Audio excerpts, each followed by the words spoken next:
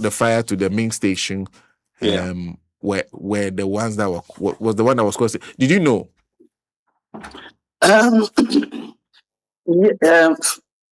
First off, we must acknowledge the depth of the challenges that exist in our power value chain, as it were. And then we all recall the unforeseen incident at the Akosombo control room the other time. And some of the implications to that unfortunate event is what we are seeing. The semblance of it is what we are seeing today. Indeed, yesterday was the second time in the space of 3 weeks that we had blackouts in majority parts of the country, which from the perspective of energy security is quite troubling, and even in some cases should be a national security problem, because if within 3 weeks you've had blackouts throughout the country, with majority of the places in the country being off, it is quite troubling, which is why IES came up with our statement to asking some updates about, especially during the first time on the 29th of July, for example, what has been the report regarding the assessment of that particular problem. And if you look at the two blackouts, the first was attributed to a disturbance that tripped some generation units, which was what Gridco attributed it to. And you come to the second one, and it's a problem at the transmission side of the value chain. And so, one, the generation side, the first time, the second one is the transmission side. So if you put these two together, that is about 2/3 of the value chain, which is having these disturbances, as it were, at the aftermath of the Akosombo Dam incident. If you remember, we had a conversation some time ago during this time, and then I made mention of the issue of redundancy in our system. Because what is the alternative if one aspect of our transmission grid, especially with regards to the evacuation, do we have? What is the alternative? And we also, Gridco also did put out to the public that they were going to issue a report or give out, make the public aware about what's actually transpired on the 29th, which was the first instance. And so, what is the update as it is now? Indeed, the minister came and did mention that it's a temporary structure that they put in place to, as it were, evacuate power. That is what is causing some bit of a problem. And so, what is the depth and scope of that problem? That is one. And what financial priority are we giving to our transmission infrastructure? If you look at the value chain, you take the generation and distribution aspects, for example, some necessary investment has gone on into these two scope of the value chain. If you come to generation, and IS has commended government on not just on one occasion. Government has been able to clear legacy debts up to a tune of 1.44 billion. Government has been able to replenish the 500 million World Bank partial risk guarantee. Government has been able to stick and effectively deploy, the cash waterfall mechanism, so that IPPs are being paid on time, even though maybe the finances may not, the payment may not be enough up to its required expenses, but nonetheless, payment is going on time, right? Government has equally announced plans to start the construction of 1,200 megawatts of power, as it were. And these are all at the generation side, right? You come to the distribution side, which culminated in the force majeure at the Akosombo control room. ECG has done some major upgrades. It's in Greater Accra alone, with some selected substation, has spent close to a tune of 240 million Ghana cedis on transformer upgrade another infrastructure upgrade. Same was done in the Ashanti region. They did announce, even finish the first phase of the Aomaso upgrade and some other areas, now ensuring that power is distributed reliably. And so, if you consider these two aspects of the value chain, you realize a significant investment or some appreciable level of investment has gone on, even though this should have been done a while ago. But what has been the position or the investment, the scale of investment with regards to our transmission system and the transmission infrastructure, and in this case, grid code, which is quite important. The transmission system is it's more like the spine of, you know, our power distribution infrastructure. And so we must be able to understand the scope of the challenge that is there. We must be able to ensure the needed investment goes into a transmission system. Indeed, there's been talks about construction, constructing other transmission lines to beef up the redundancy in our transmission network.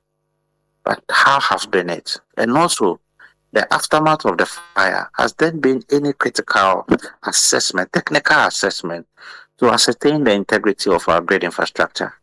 And where is such report? These are very significant and important, undertakings that ought to have been done. And if indeed it has been done, then let us, have such report, make that report, public, because of the nature of the product we are dealing with. We are dealing with a commodity that is of public goods. It informs the growth, the security of the state, and also our economy mainly. It is not only harsh that we may sleep in heat or in darkness, but if you look at the economic implication of power consumption, it means a lot. Being a developing economy, a lot of a lot of what drives the economy is the informal sector. The barber shop who may not have power at a point in time, the co-store operator or the salon operator, the economic impact or the economic effect of these challenges is enormous, and it is for such reason, which is, as I did indicate, could be even a national security threat, to have in the space of 3 weeks the entire country or most part of the country, shutting down. It's a big problem, and the recurrence of it is what is even more troubling. It has happened for 3 times now.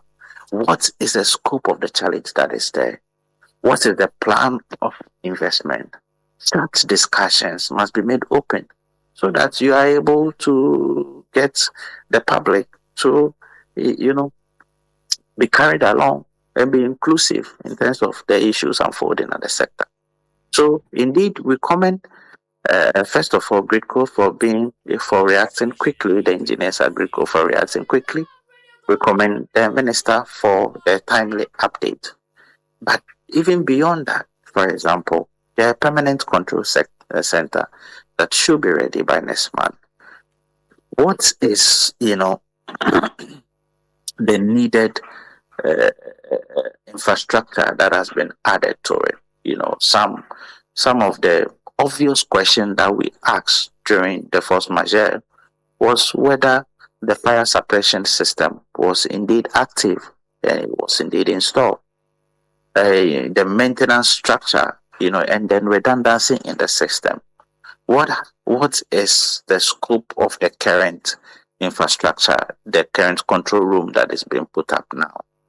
Are we adhering and paying heed to other systems that could ensure the safety, of dispatching our power? And so, this in its entirety is the direction and the import of this conversation, and the fact that such reports about what transpired on the 29th of July with the blackout, the fact that such report is not made publicly available, it's not available for the public to peruse and understand the scope of the challenge, as it is with our grid.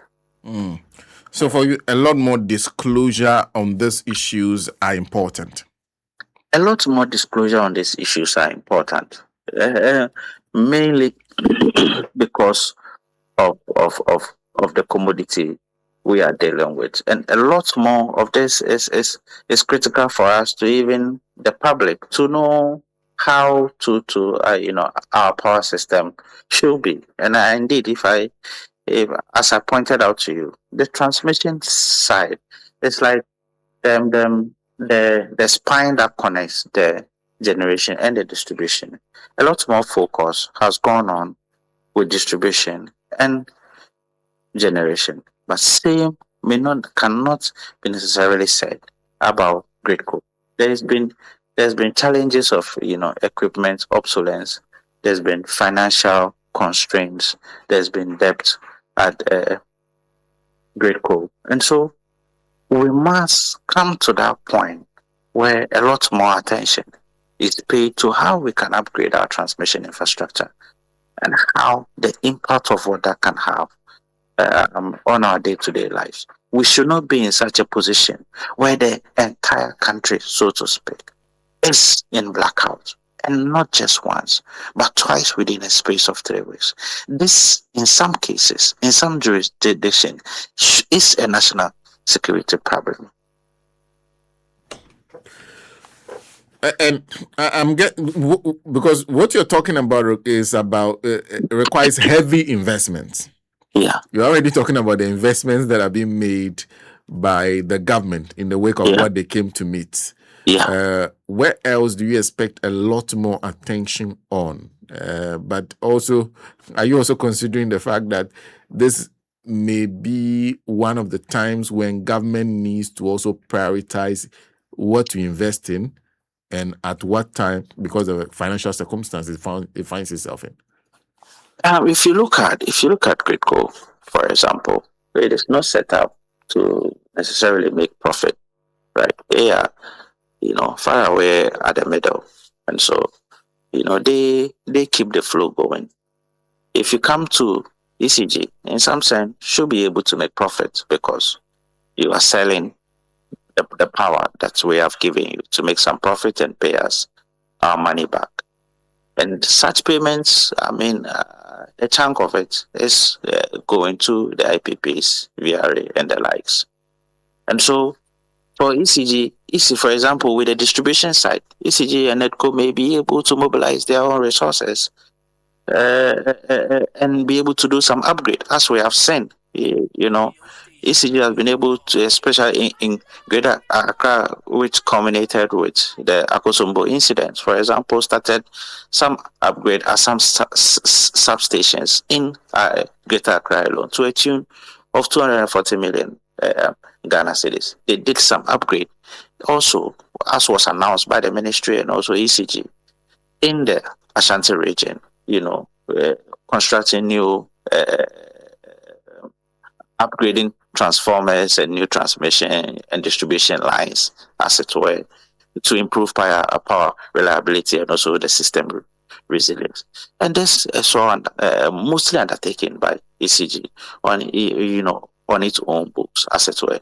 But how is Gridco being funded? Like I said, ECG may be quasi-autonomous to be able to generate some revenue and do their needed investment. But can same be said to that magnitude with Gridco, which is why a lot of attention needs to be paid there right now, especially with the recent development of events. It is critical that we pay the needed attention, even if it is a fraction of it, to be able to beef up or upgrade our infrastructure to ensure that we have been able to secure our distribution network in terms of reliability, in terms of resilience, to guard against some of these instances. We can't always be in a situation where our engineers needed to be quickly rallied just to react to some of these events. We must be able to foresee, some of these occurrences and guard against it now. Thank you very much for speaking to us, Smith. Thank you. Smith BOAHENE is Research and Policy Analyst, Institute of Energy Security. Join us on the line on this matter of the disclosures made by the Minister for Energy. If we do get somebody from the ministry, we'll have a quick conversation with them on this, whether there's a lot of cause for worry. We need to take a break. When we come back, we'll tend to other issues. Good energy powers the things that people do to empower themselves. It fuels families, communities, businesses. Good energy fuels nations. It gets things going and keeps them moving. Good energy isn't just what we do, it's who we are. Goyle, good energy. I've been so cool. Mebel Restaurant and 2 a.m. sounds. Now face in Mebel's Pub. When Nungwala de Saint or Nautical Quantum Poniso. Enti Jumedi beer with your Behia Gun and Riane and in Nigeria for any be at his jollof rice, thin rice, Bankuni tilapia, Mabrami pizza, eba any agushi in Kuobi, okra soup, bitter leaf stew, any afofro bebre. So ye a year oji our dear Oto Bedin, and now post Woody Jumedi na here in Riane Papano. Pomodina for any Mebel Restaurant, any Mebel's Pub. Yeah, free delivery. To show much Kwai Ewa Nungwa C5 Junction and in Nungwa Latter Day Saint. For Omo Ewa 0244 052012 and I say 0270 258028. Mebel's Restaurant and Mebel's Pub in Riani Penina Himfi.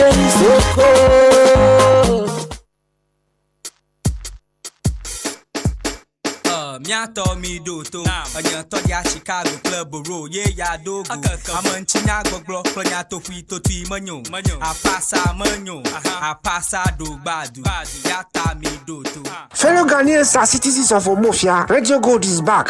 So is Kokosa reporting. So it's on Mondays, Tuesdays, Thursdays, and Fridays at 5:30 p.m. And it is the same objective, no nonsense commentary on pertinent religious, social, political, economic, sports issues. So be my guest and bring your advertisements too, even if they send the tax report to come out due to suddenly. Because you get your results. My name is Efo Daoud Bidan Kosivi Kokosa Achka Akofusi, and I invite you to make a date. It's on Mondays, Tuesdays, Thursdays, and Fridays at 5:30 p.m. See you. Ever.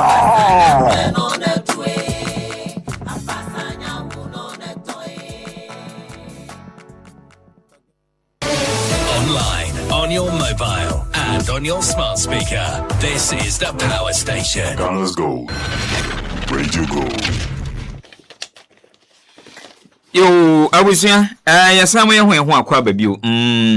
Yachacha mu nyina ediba a good 90.5 FM so. A good morning conversation dey fear that tene no.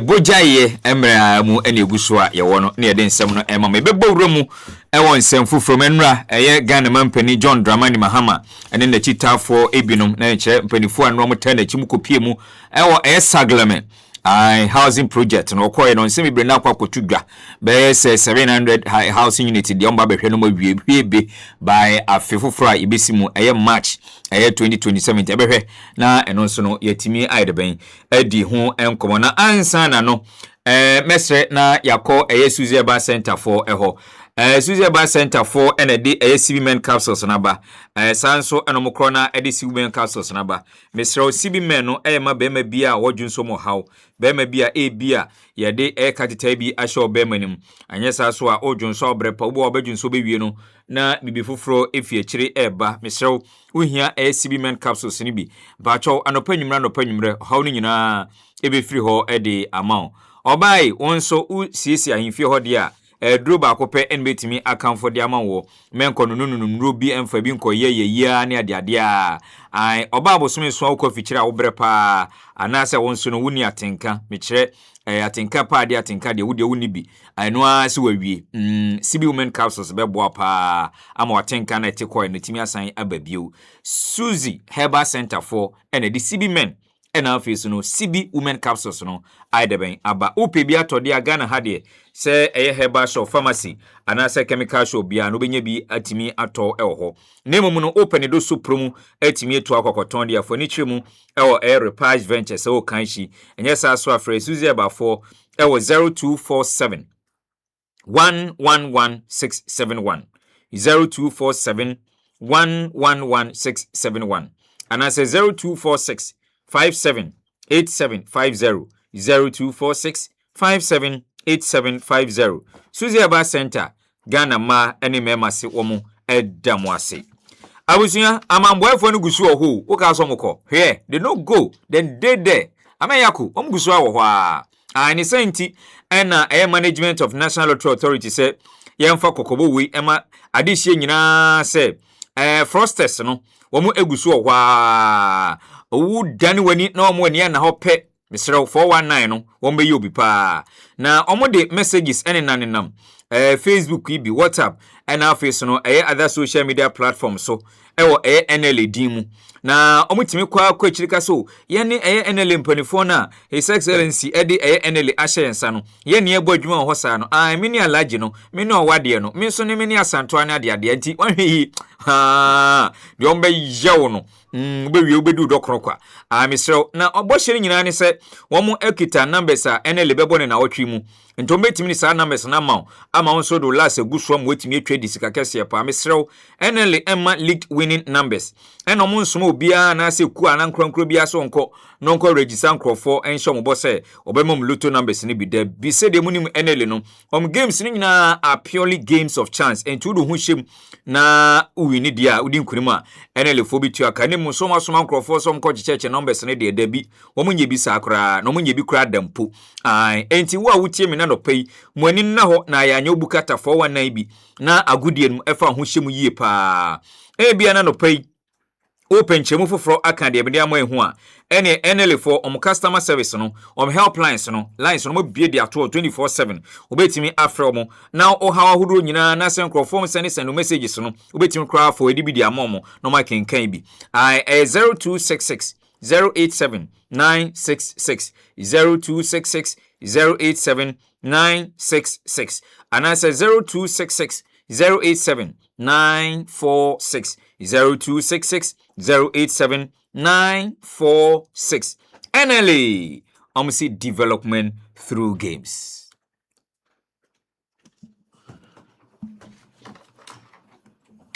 Well, that takes us to 29 minutes past 9. Let's stay with them.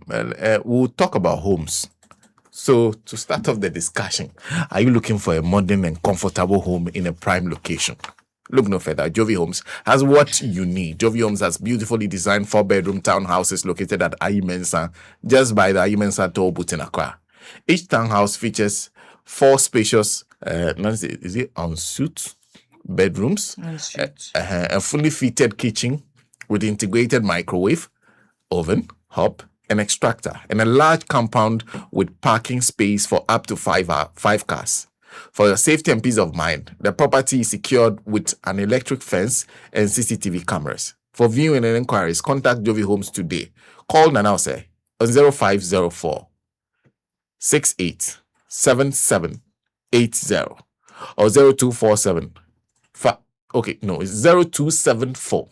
Okay, pardon me. 0274 516194. Or call the UK number +44 74 72 14 1036. You can also visit their website at jovihomes.com or find them on Facebook and via email at jovihomes@yahoo.com. Yesterday, I announced that the president was headed for Saglemi. And this is the president speaking during his visit of the Saglemi housing project. Thank you. Sit down. I guess you have all heard the good news, and so I'm not going to overemphasize what has been said. You can see the beautiful montage behind me. This is how it's going to look when you come back at the end of next year. As the developer said, 700 units by March next year. We'll be able to commission, and another 1,000, actually total of 1,500 by end of next year, by December next year. This was a vision that was started by Professor Atta Mills, and I came and continued it. Unfortunately, when government changed hands, there were some issues, legal issues, and the new government said they wanted to investigate. And so in the meantime, the project stalled. Now, the unfortunate thing that happened was, looters came in and stole everything, the cables, the wash basins, the baths, all the fittings, electricals, bulbs. They even took the telecom cables from underground and pulled them away and took them. And so it just left an empty shell. And eventually the government agreed that the private sector should partner to finish it, and LMI were chosen to do it. You can see what it's going to look like when this place is finished. It's going to be a very conducive housing estate for occupation. The good thing is, if people don't register fast enough, you see all these industries here, all the way to Tema, those in the industrial area, Dawa industrial area, they will snap up all the houses for their workers. But they are available for people who want to move with their families here. And so when the portal is open to register those who are interested in purchasing houses, I'm sure that many Ghanaian workers and other persons who want to live in a beautiful estate like this would register. All the things that were said are going to happen, because I visited the water treatment plant when I came to cut sod for the solar plant. The industrial park is just next door, and it has a whole water treatment plant which produces more water than the industrial park needs. So some of the extra water is going to be supplied to this estate, and the rest of the extra water is actually going to be piped to the Tema industrial area in a collaboration with Ghana Water and Sewerage Company Limited. So there are very good things happening in this corridor. Happily, government is dualizing the road from here to Aflao. The first phase is being worked on. The second phase from Central University is just being awarded. And so you would have a fast road link. You also have, like he said, a rail link. The rail link will carry not only humans, but for the industries in the industrial park, their containers and other things from the Tema ports will come by the rail line. And so this is going to be a very major industrial and residential corridor. But the good thing is it ties into the new city concept that we're talking about, because the new city is just stretching up from here through Bundase, where the military firing range used to be, all the way to the Volta Lake. And so that is the concept of the new city. So Saglemi fits into it very nicely. The Dawa Industrial Park fits into it very nicely. And I'll just congratulate the partnership between the Water Resources Works and Housing Ministry and the private developer. It is my hope that we'll congregate here after Christmas, just around the Easter, to commission the first set of houses and hand them over. And then after that, at the end of the year in December, we'll come again to finish the rest of the 1,500. If you remember, this was conceptualized as a residential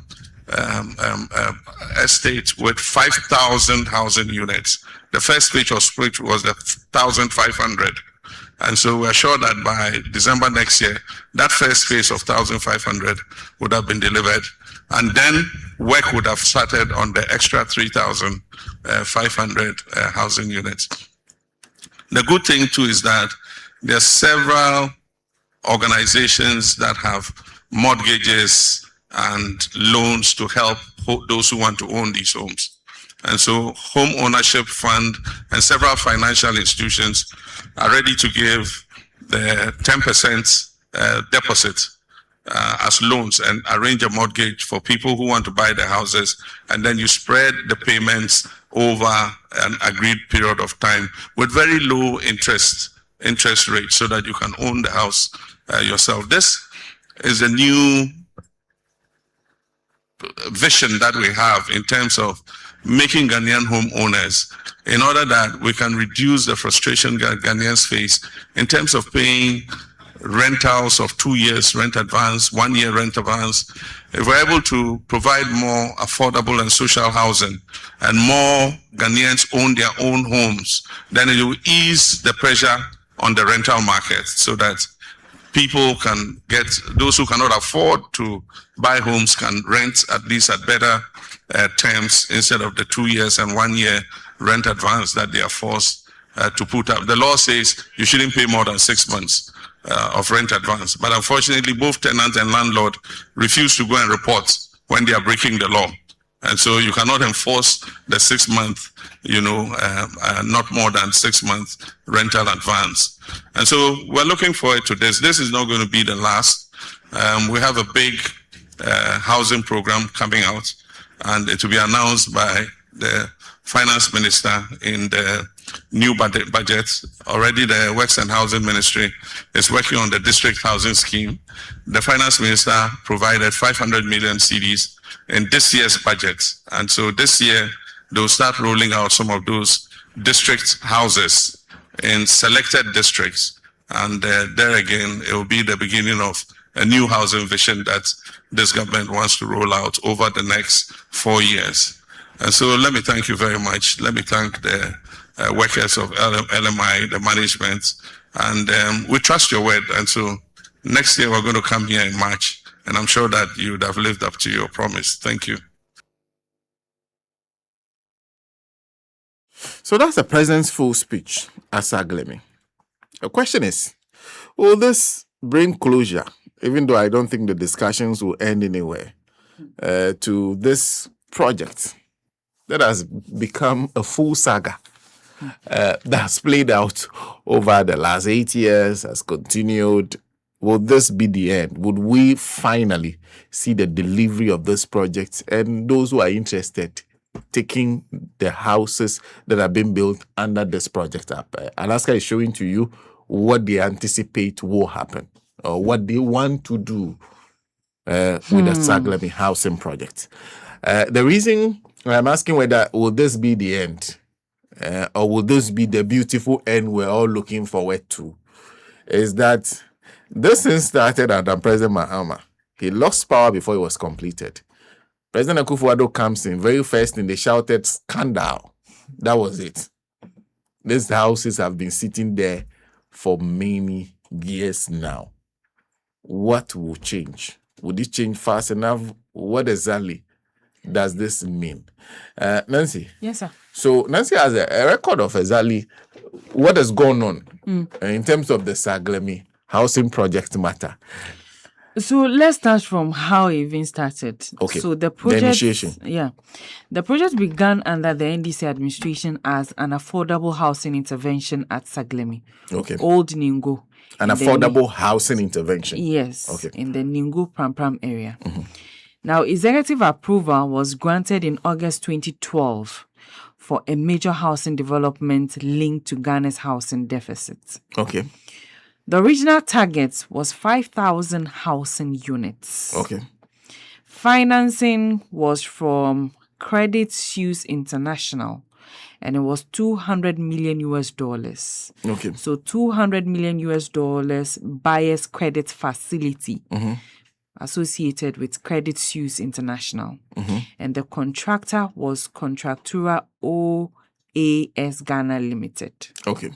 Now, the central controversy is whether $200 million was to deliver all the 5,000 units immediately, or whether the project was to be implemented in phases.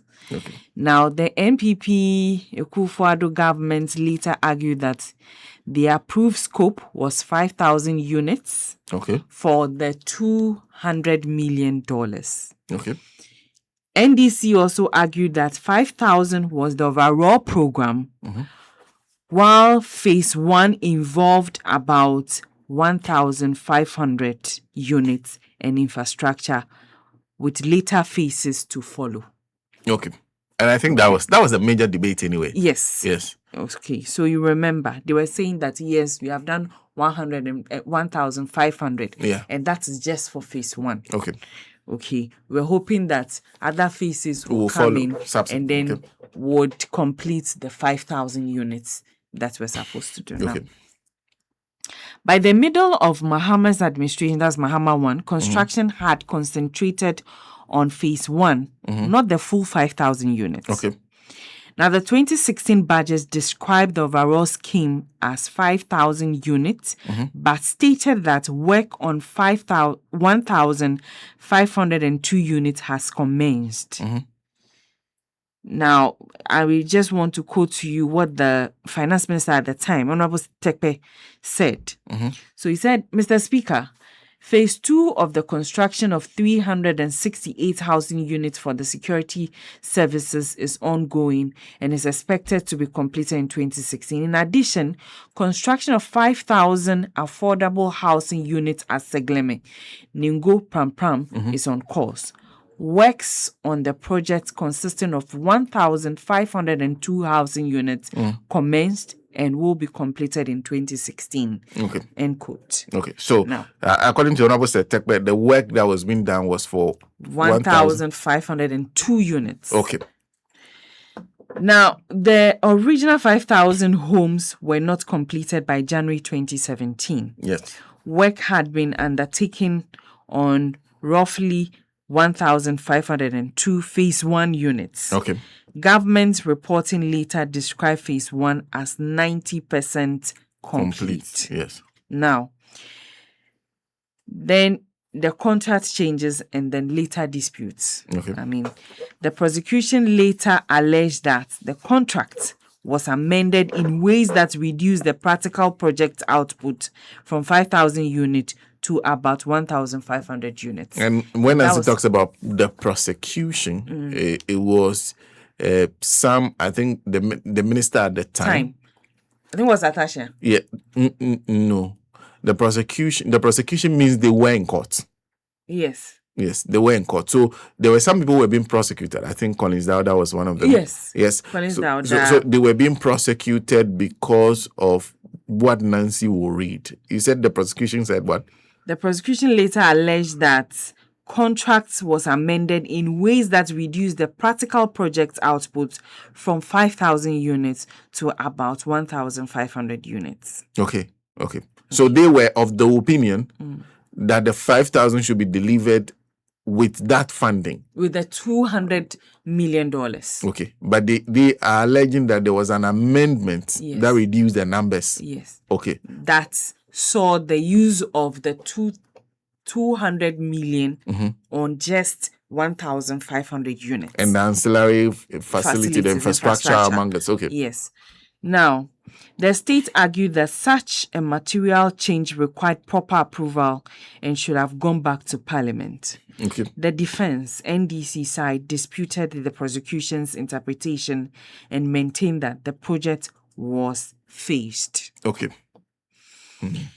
Now, in January 2017, the NPP government inherited an unfinished project.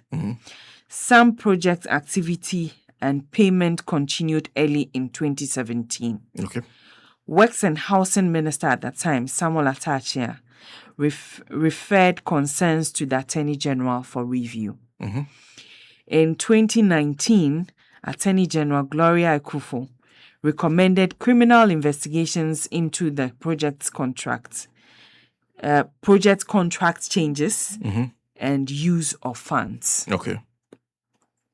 The Kufuor government said 195,854,969.52, and that's about 89% of the $200 million had been expended. Okay. That was the allegation. Okay.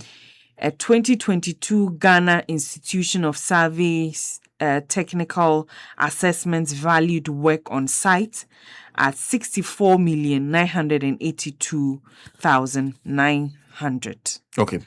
Okay. So after they have said, the MPP had said that 98% of the $200 million facility had been expended on 1,500 units.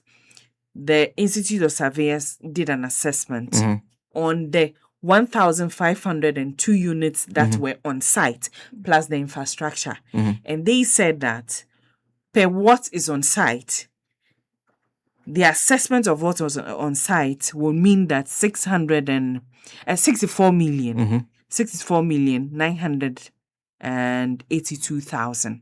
Okay.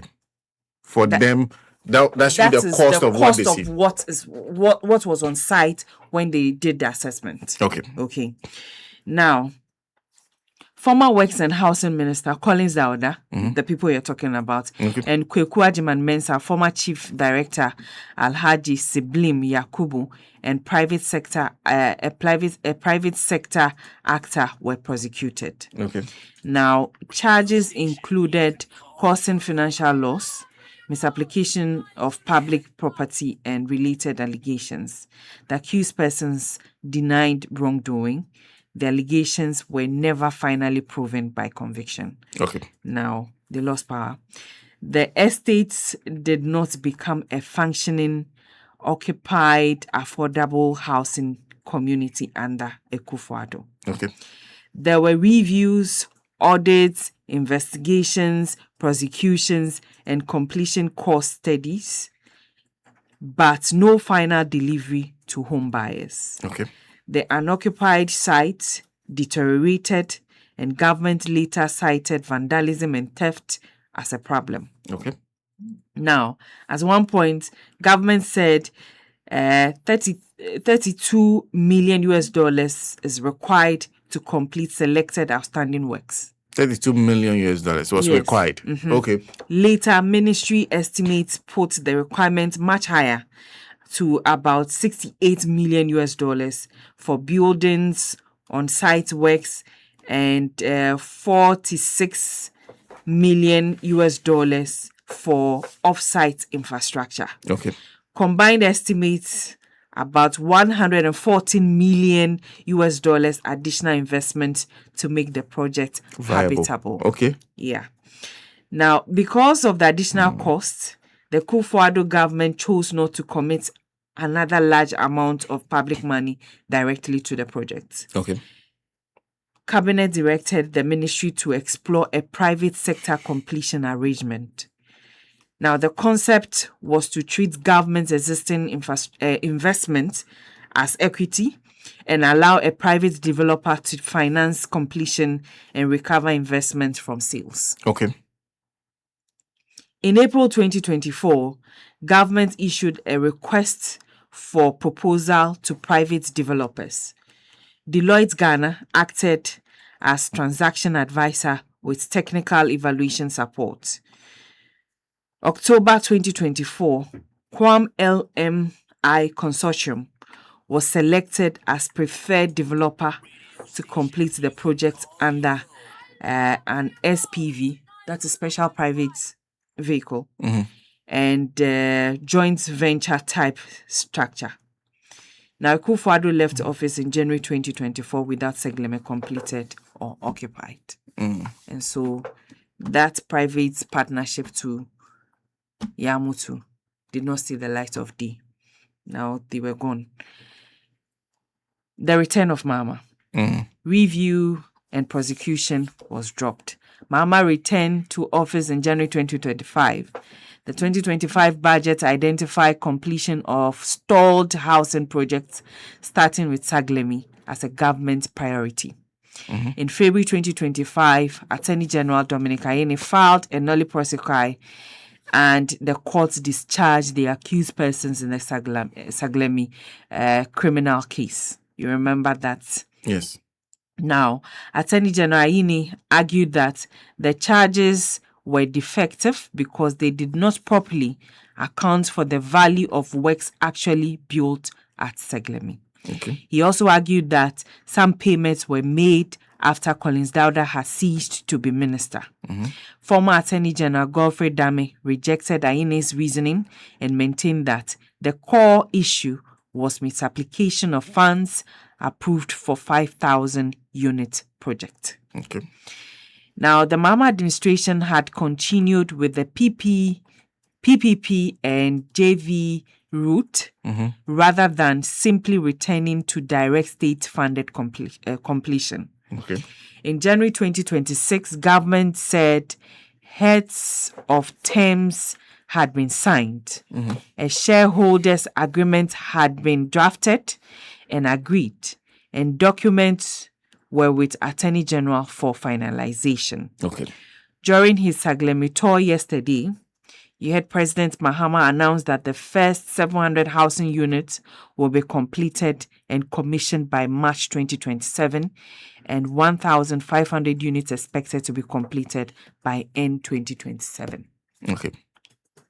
So that is where we are now, so far as Saglemi Is concerned.